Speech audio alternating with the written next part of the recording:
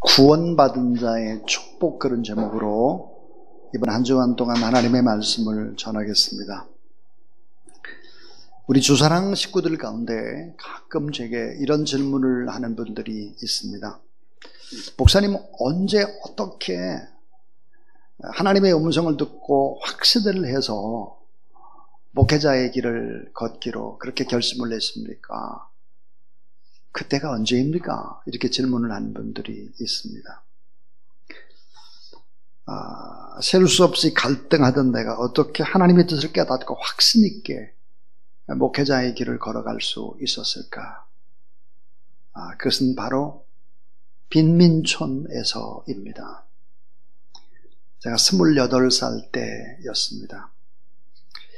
가난한 우리 학생들의 초롱초롱 빛나는 눈 속에서 저는 학생들의 눈을 가까이서 쳐다보면 그 눈망울 속에 예수 그리스도의 모습이 보였습니다. 여러분, 눈동자를 가만히 보면 이게 렌즈와 같잖아요. 그 렌즈 속에 비치는 그런 모습, 예수 그리스도의 모습이었습니다. 그래서 제가 담임 목사님이신 최규성 목사님을 찾아가서, 목사님, 제가 목회자가 되고 싶습니다. 목회의 길을 걸을게요. 그랬더니 어떻게 해서 목회의 길을 걷겠다는 거냐? 그래서 제가 말씀을 드렸습니다. 우리 학생들을 가르치려고 이렇게 보면 그 눈망울 속에서 예수 그리스도의 모습이 보였습니다. 한 사람이 아니라 여러 사람의 모습 속에서 예수 그리스도의 모습 볼 수 있었습니다. 그랬더니 목사님께서 그렇다면 목회의 길을 걸어가는 것이 좋겠다 그랬습니다. 저는 가난한 학생들의 모습 속에서 그 눈동자 속에서 예수 그리스도를 보고 예수님께서 저에게 이렇게 말씀하시는 것 같았습니다. 내가 이 아이들을 너무 사랑한단다. 그리고 내가 너를 이곳에서 기다리고 있었다. 이렇게 말씀을 제게 해주셨습니다. 그리고 로마서 5장 8절의 말씀을 그때 저에게 제게만 주시는 레마의 말씀으로 받았습니다. 우리가 아직 죄인 되었을 때 그리스도께서 우리를 위해 죽으심으로 하나님께서 우리에 대한 자기의 사랑을 확증하셨느니라. 저는 이 성경을 이렇게 읽었습니다. 제 이름을 넣어서 읽었습니다. 김만배가 아직 죄인 되었을 때에 김만배를 위하여 죽으심으로 하나님께서 김만배에 대한 자기의 사랑을 확증하셨느니라. 얼마나 감동이 됐는지 모르겠습니다. 그래서 신학을 준비하게 됐고, 그리고 30살에 장로신학대학원에 들어가게 된 것입니다. 자, 이 로마서의 말씀은 저에게 제 인생을 바꿔놓은 하나님의 말씀입니다. 로마서 5장 8절이. 근데 이 로마서는 저의 인생만 바꾼 것이 아니라 어거스틴이 로마서 13장을 보고서 그의 인생을 완전히 바꾸는 그런 기회가 됐습니다. 마르틴 루터는 로마서 1장 17절 말씀, 오직 의인은 그 믿음으로 말미암아 살리라 라고 하는 이 말씀을 붙잡고 종교개혁을 일으켰죠. 웨슬리라고 하는 이 감리교를 창설한 웨슬리는 루터의 로마서 서론을 읽고 결국은 이제 하나님 앞에 목회자가 되기로 결심을 했습니다. 존 버년이라고 하는 철로 역정의 저자인 존 버년도 역시 감옥에서 로마서를 묵상하다가 결국은 철로 역정이라고 하는 환상을 보게 되고 글을 쓰게 됐다 하는 것입니다. 요즘 저희 교회에서는 계속해서 로마서를 보고 있습니다. 자, 오늘 말씀은 구원받은 자의 축복에 관한 이야기입니다. 예수 그리스도를 마음속으로 나의 주 나의 하나님으로 영접할 때 이 구원의 축복과 믿음으로 의롭다 하는 축복을 받게 되는데, 그 구체적으로 그러면 구원을 받았다라고 하는 축복, 눈으로 볼 수 있는 그 축복들이 무엇이 있겠나 하는 것입니다. 5가지가 있습니다. 그 하나가 뭘까? 구원받은 자의 표시, 구원받은 자의 마크, 그 마크와 같은 게 뭘까? 그 첫 번째가 구원받은 자의 표시는 기쁨이다 그랬어요. 즐거움입니다. 기쁘고 즐겁죠. 하나님의 자녀가 됐고, 그리고는 하나님의 자녀의 권세를 얻었고 천국을 상속받을 사람이 됐기 때문에 결국은 기쁘고 즐거울 수밖에 없는 것이지요. 예수 그리스도를 왜 믿습니까? 기쁘고 즐겁기 위해서, 행복하기 위해서 예수 그리스도를 믿는 거예요. 정답입니다. 정답. 또 하나는 구원받은 자의 표시는 뭘까? 평강입니다. 평강. 세상이 난리를 치고 어렵고 힘들다고 할지라도 바로 하나님께 주시는 평강이 있다 하는 것입니다. 부활하신 예수님께서 맨 처음으로 했던 이야기가 있습니다. 평안할지어다 였습니다. 구원받은 자의 표시 평안이다, 평강이다 그랬고요. 세 번째는 구원받은 표시는 바로 소망입니다. 소망. 인간이 한평생 살아가야 될 이유가 있다면 그것은 희망 때문이죠. 희망이 없다는 말은 내일이 없다는 말인데, 예수 그리스도를 나의 주 나의 하나님으로 영접한 사람들의 특징이 뭘까? 산 소망, 살아있는 소망을 가지고 있는 사람들, 하나님의 나라라고 하는 산 소망, 지금은 어려워도 잘 될 것이라는 소망, 이런 소망들을 가지고 사는 것입니다. 또 하나의 구원받은 자의 표시가, 마크가 뭘까? 그것은 바로 사랑입니다. 사랑. 사랑하지 않고는 견딜 수 없고, 사랑하지 않으면 불편하고 사랑해야 되고, 그래서 오늘 로마서 5장 5절을 보니까 소망이 부끄럽게 아니함은 우리에게 주신 성령으로 말미암아, 따라하세요. 하나님의 소망이 우리 마음에 부은 바 됨이니. 자, 성령으로 말미암아 하나님의 마음이 우리에게 부어졌다는 거예요. 그런데 이걸 원어 성경에 보니까 소나기처럼, 폭포수처럼 우리의 마음 가운데 부어졌다는 거예요. 폭포수 같은 물줄기로 우리 가운데 쏟아 부어주셨다. 한꺼번에 넘치도록 채워주셨다. 하나님의 사랑이. 그러므로 예수 그리스도를 나의 주 나의 하나님으로 영접한 사람의 특징이 뭘까? 사랑입니다. 왜 그럴까요? 하나님은 사랑이시니까. 내 안에 사랑이 생겨나는 거예요. 미워할 수가 없는 거예요. 용서하는 거예요. 손해보는 자리에 들어가는 것입니다. 꼬치꼬치 묻고 따지고 싶고 막 질문하고 싶고 뭘 막 정지하고 싶고 그런다고 할지라도 주님의 십자가를 보면 내가 더 큰 죄인이거든요. 용서하고 사랑하게 되는 것이죠.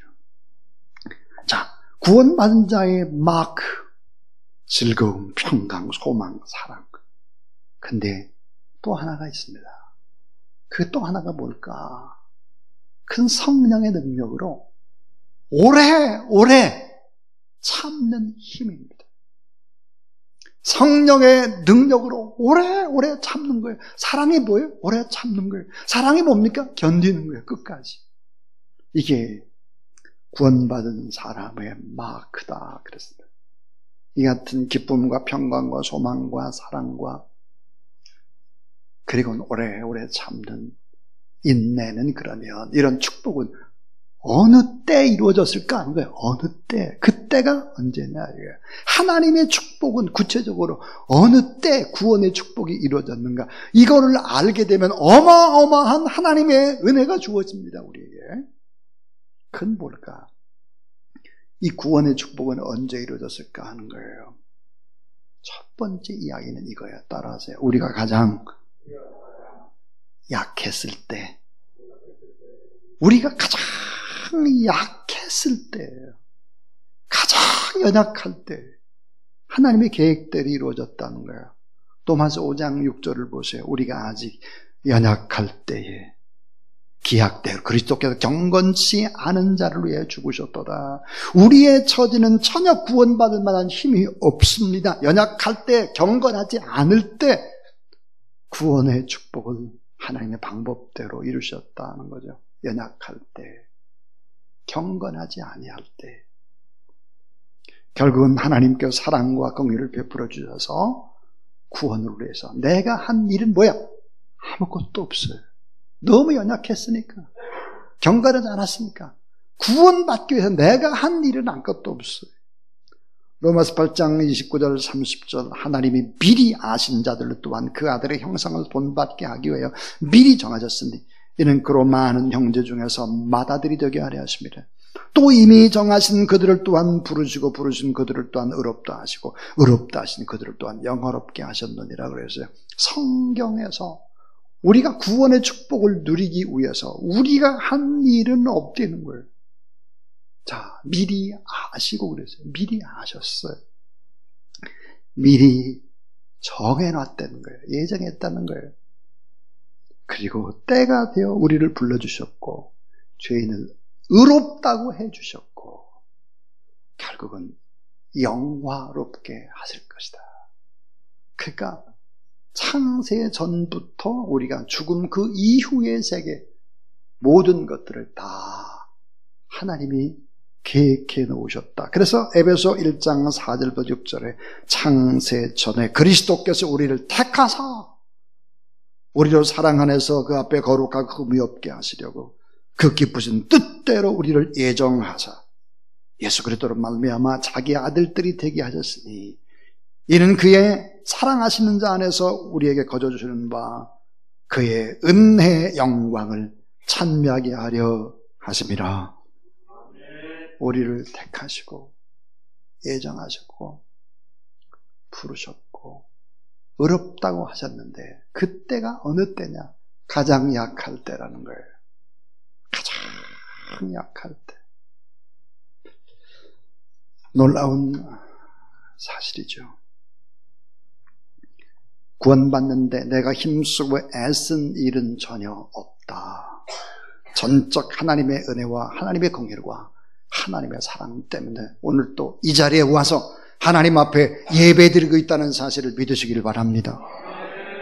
두 번째예요. 두 번째. 이 구원의 축복은 언제 이루어졌을까? 우리가 죄인 되었을 때에 이루어진 거예요. 죄인 되었을 때에.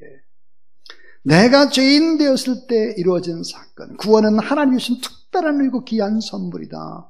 아까 제가 제 일평생 제 마음속에 남아있는 레마의 말씀, 하나님이 비면천에 저에게 주셨던 말씀, 로마서 5장 8절이라고 했습니다. 우리가 아직 죄인 되었을 때 그리스도께서 우리를 죽으심으로 하나님께서 우리에 대한 자기 사랑을 확정하셨느니라 그랬습니다. 이 말씀 때문에 구원받은 사람이 너무 많아요. 너무너무. 이 말씀은 구원에 대한 귀한 교훈을 줍니다.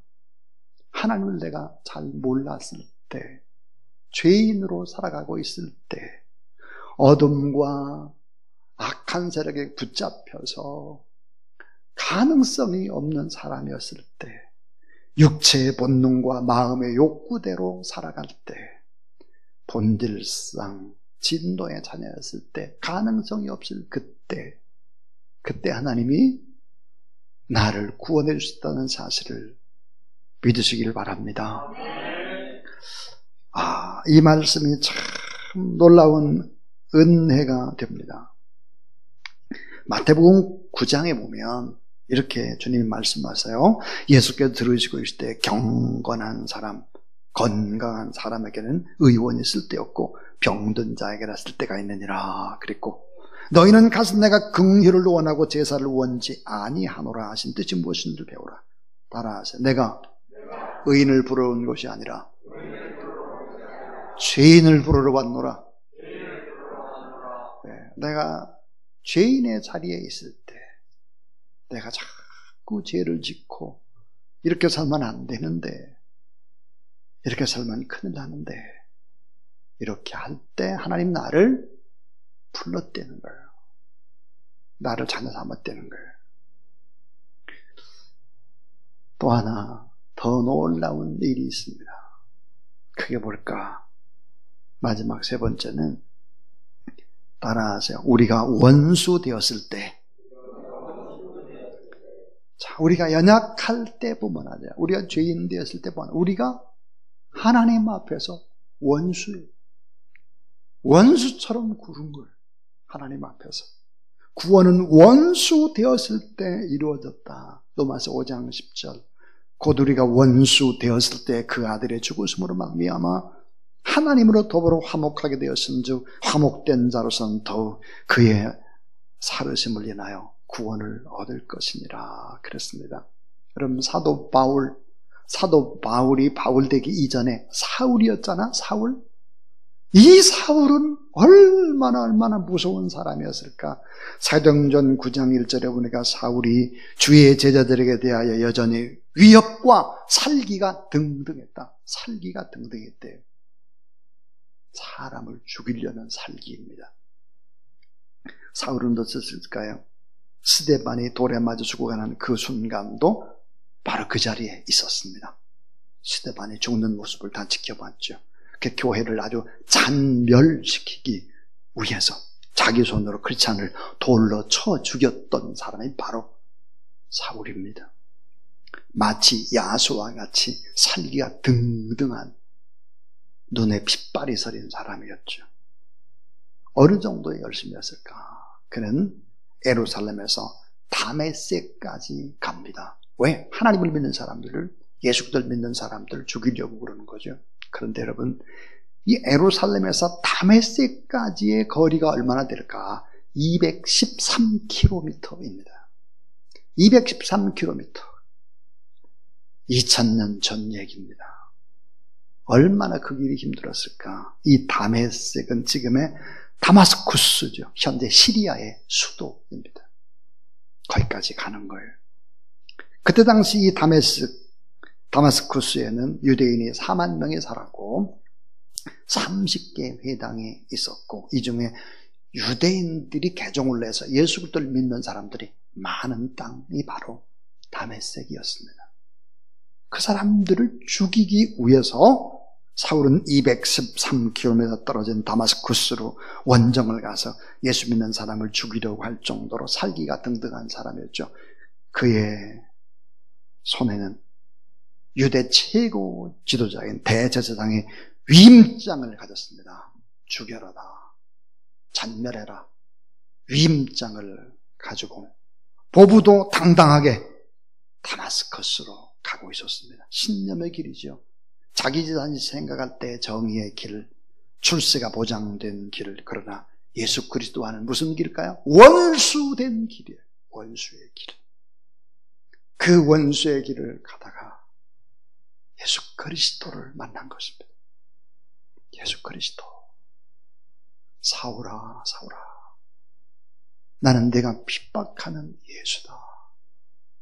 그 음성을 들은 것입니다. 하나님과 원수가 만난 거예요. 자, 원수인 그를 사랑하셨고 그를 긍휼히 여기시는 그 놀라운 그 하나님의 사랑, 그 사랑과 만나게 된 것이죠. 결국은 하나님과 원수되었던 그때 하나님 앞에 욕을 돌리고 하나님께 도전하고 못질을 하고 자신의 삶을 포기하고 절망하고 낙심할 그때 하나님은 우리를 긍휼히 여겼듯이 사울도 긍휼히 여겨서 바울이 되게 하셨다는 사실을 믿으시기 바랍니다. 디모데전서 1장 13절에서 바울은 이런 고백을 하고 있습니다. 내가 전에는 회방자요, 핍박자요, 포행자였으나 도리어 긍휼을 입은 것은 내가 믿지 아니할 때에 알지 못하고 행하였음이라. 또 디모데전서 1장 15절 16절에는 더 엄청난 얘기를 하고 있습니다. 믿보다 모든 사람이 받을 만한 이 말이요, 그리스도 예수께서 죄인을 구원하시고 세상에 임하였다 하였도다. 따라하세요.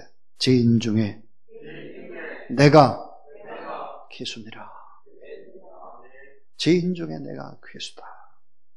그런 내가 긍휼을 입은 까닭은 예수 그리스도께서 내게 먼저 일체 오래 참으심을 보이사 후에 주를 믿어 영생 얻은 자에게 본이 되게 하려 하심이니라. 구원은 원수 되었을 때 원수.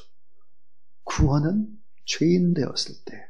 구원은 연약할 때 이루어지는 것이다.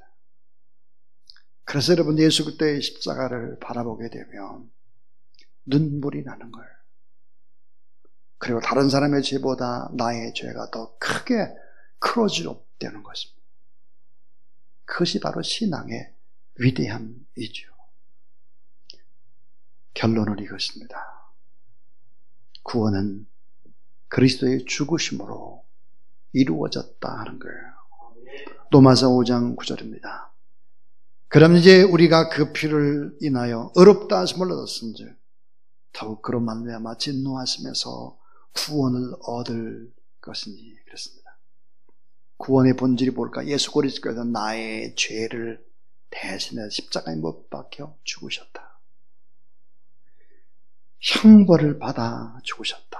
구원이라는 바로 피 흘리는 사건이다. 왜 주님의 피가 그토록 소중할까? 히브리서 9장 13절 15절에 염소와 황소의 피와 및 암송아지의 재로 부정한 자의 뿔에 그 육체를 정결케 하여 거룩하게 하거든. 하물며 영원하신 성령으로 말미암아 흠없는 자기를 하나님께 드린 그리스도의 피가 어찌 너의 양심으로 죽은 행실에서 깨끗하게 하고 살아계신 하나님을 섬기게 하지 못하겠느냐 그랬습니다. 예수 그리스도를 믿게 되면 어떤 일이 벌어질까요? 죽은 양심도 살아나게 되는 것입니다. 양심이 다 죽었어요. 양심대로 살았다. 거짓말이 그 양심의 가치 기준이 될 수가 전혀 없죠. 어떤 사람은 남의 집에 바늘 하나 훔쳐가도 콩당콩당 하는 사람이 있는가 하면 어떤 사람은 남의 집에 큰 황소를 끌고 가도 끔찍하지 않는 사람도 있고 별 사람이 다 있죠. 어떻게 양심이 기준이 됩니까? 죽은 양심. 예수 그리스도를 믿으면 죽은 양심도 깨끗하게 되는 거예요. 왜 그럴까요? 예수 그리스도의 십자가가 그렇게 만들어요. 그 예수 그리스도의 십자가가 오히려 세상의 기쁨이 아니라 주님의 기쁨, 오히려 세상의 소망이 아니라 하나님의 나라의 소망, 예수 그리스도의 그 놀라운 사랑, 그 사랑을 힘입게 되면 사랑이 내 안에 들어와요. 견딜 수 없는 사랑, 베풀지 않으면 안 되는 사랑, 그런 사랑을 하게 하는 것이죠. 그래서 신앙은 위대한 것입니다. 자, 그러면 이제 구원받았다면 우리가 어떻게 해야 될까요? 이런 엄청난 구원을 받았다면 이제는 거룩하게 살아야 되는데 거룩하게 사는 방법이 뭐겠나? 따라하세요. 말씀과 기도로 거룩해지니라. 말씀과 기도 없인 우리가 거룩하게 될 수가 없다는 거예요. 자, 여러분 한번 주보를 한번 보실까요?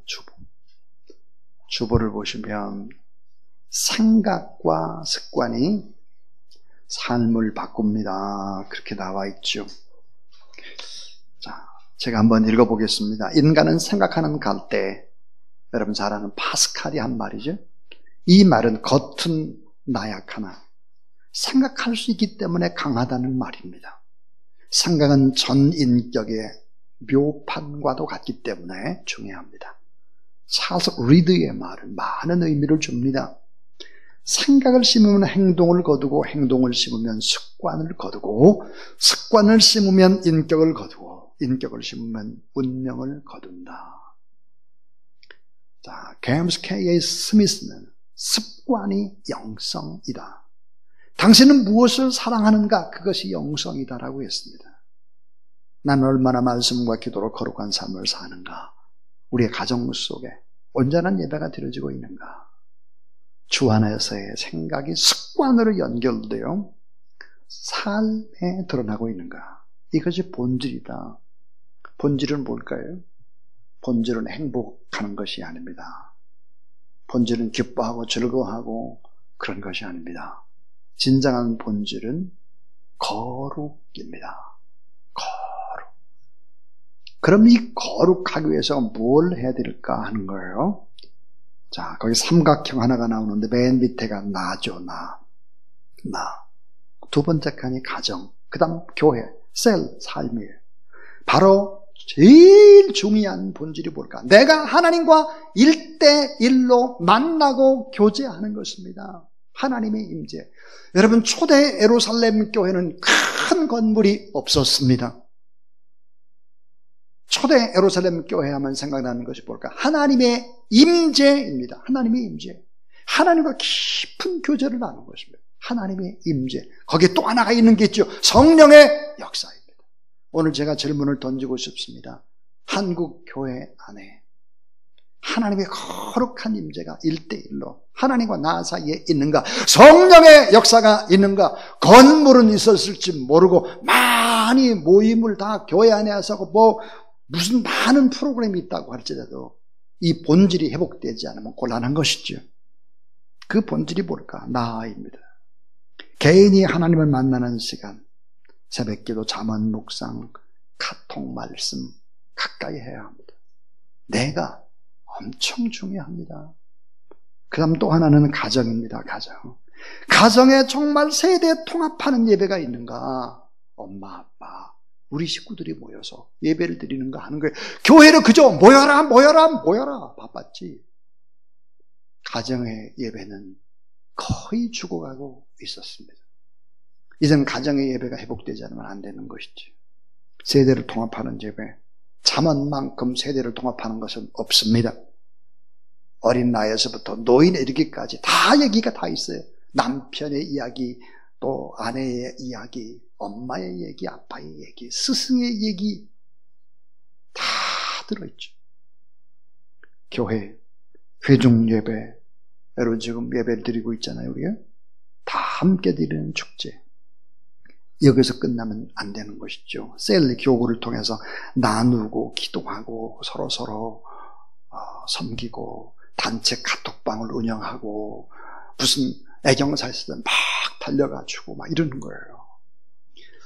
여러분 참 저는 저의 어머님이 하나님 나라에 가시고 장례를 집례하고 그럴 때 참 많은 것을 깨달았습니다. 내가 엄청난 사랑을 받고 있구나. 내가 이 사랑을 어떻게 갚을까 하는 것입니다. 교회라는 공동체는 그런 아름다운 공동체예요. 이런 공동체가 세상에 어디 있어요?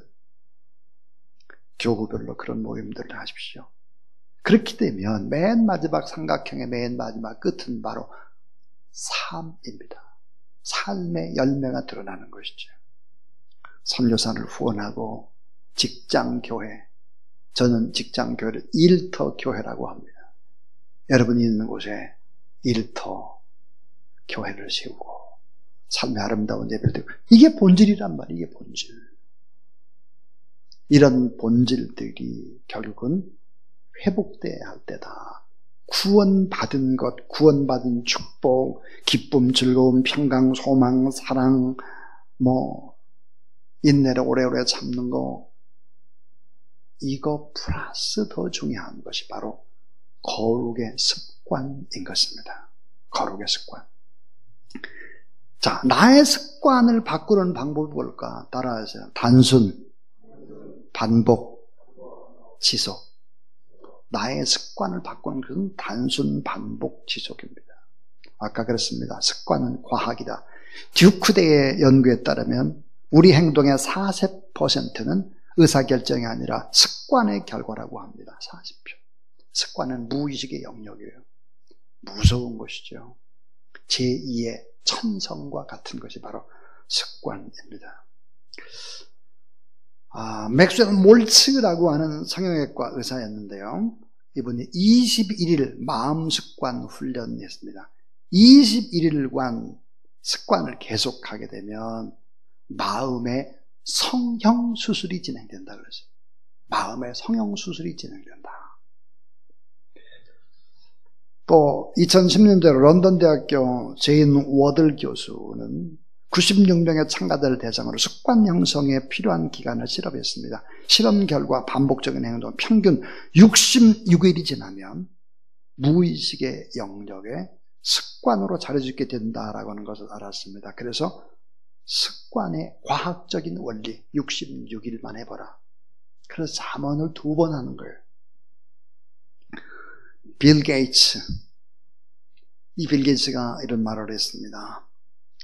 오늘의 나를 있게 한 것은 우리 마을 도서관이었고 하버드 졸업장보다 소중한 것이 독서하는 습관이었다 그랬습니다. 오프라 또 원프리가 오늘의 나를 있게 한 것은 독서와 감사 일지를 쓰는 습관이었다 그랬습니다. 사랑하는 여러분 한번 잠언을 하루에 한 장씩 읽어보십시오. 하루에 한 장씩 순서대로 읽어보십시오. 그리고 잠언 묵상을 하면서 묵상 일지를 한번 기록해 보십시오. 자녀들과 함께 해보십시오. 자녀들도 아마 읽기가 너무 좋아서 즐겁게 읽게 될 것입니다. 저의 친구 가운데 일산 충실교회 구영천 목사님 있습니다. 구영천 목사님 아들의 이름이 주자 만자예요. 주만, 구주말이에요. 구주만인데 잠언을 쭉 읽다가 이 잠언을 영어로 암송하기 시작했습니다. 영어로 계속 암송하면서 결국은 영어 시험을 잘 쳤을 뿐만 아니라 캐나다에 유학을 갔죠. 그래서 지금 서울 강동로에서 목사 안수를 받고 지금 이제 저희 노회 안에 있습니다. 그것입니다. 잠언. 이 잠언을 가지고 이 어려운 이 시대를 이겨나가는 저와 여러분, 우리의 모든 가족들 다 될 수 있기를 주님의 이름으로 축원합니다.